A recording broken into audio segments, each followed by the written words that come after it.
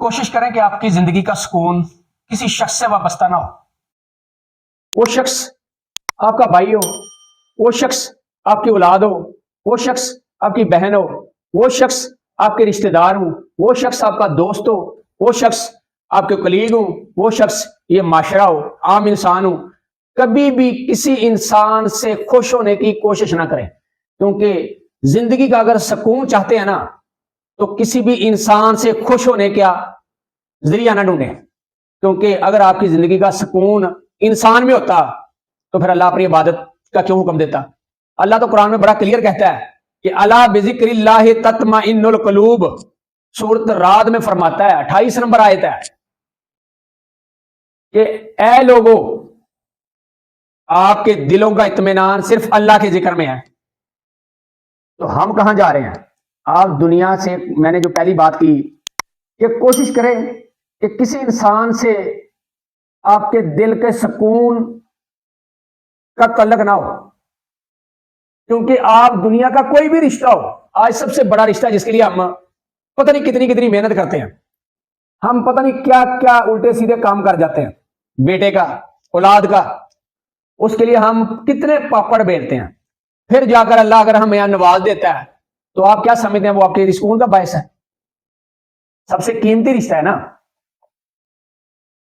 تو وہ بھی آپ کو سکون نہیں دے سکتا، کیونکہ جب وہ آپ کے پیٹ میں آتا ہے ماں کے، تو تب سے لے کر اس کی جوانی، بڑھاپے تک، والدین کی آخری سانسوں تک وہ آپ کو کہیں نہ کہیں مشکلات میں ڈالتا رہتا ہے. پہلے پیٹ کی جو اس کی منظر رہنے کی ہے، اس کے دوران کتنی تکالیف والدہ کو سہنے پڑتی ہیں. پھر زندگی موت کی کشمکش میں مبتلا ہو کے جنم دیتی ہے، پھر اس کو 2 سے 3 سال بڑی کیئر کی ضرورت ہے، اس کے لیے ٹینشن لینی پڑتی ہے. کہیں آگے نہیں جانا، کہیں یہ نہیں کھانا، کہیں وہ نہیں کرنا، کہیں ٹھنڈ میں نہیں جانا، کہیں رشتہ دار کے نہیں جانا، کہیں کسی رشتے میں نہیں جانا، میرے بچے کی ضرورت ہے.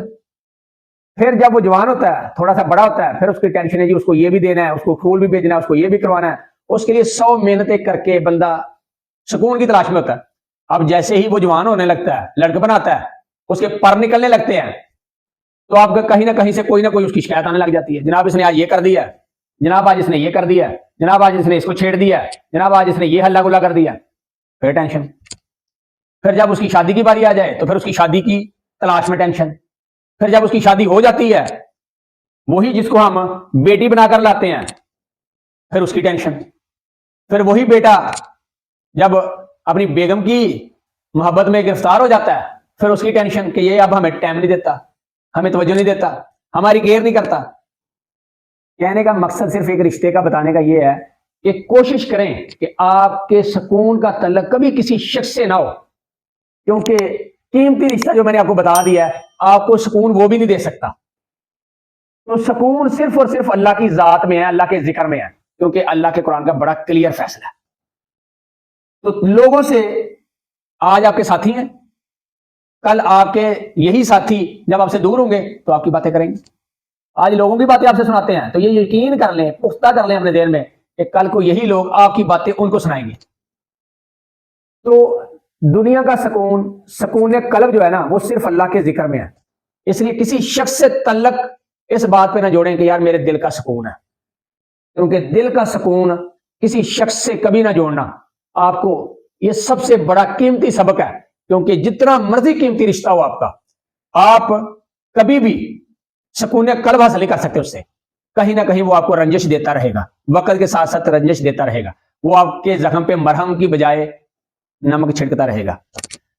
تو اپنے سکون کا تعلق اگر جوڑنا تو صرف اللہ کی ذات سے جوڑنا ہے، کیونکہ وہی بہترین آپ کو سکون قلب دینے والی ہے، وہی بہترین آپ کو محبت، سکون اپنی آغوش میں لے لینے والی ہے. اس کے علاوہ کوئی آپ کو سکون کی آغوش نہیں دے سکتا، کوئی بھی رشتہ ہو. السلام علیکم.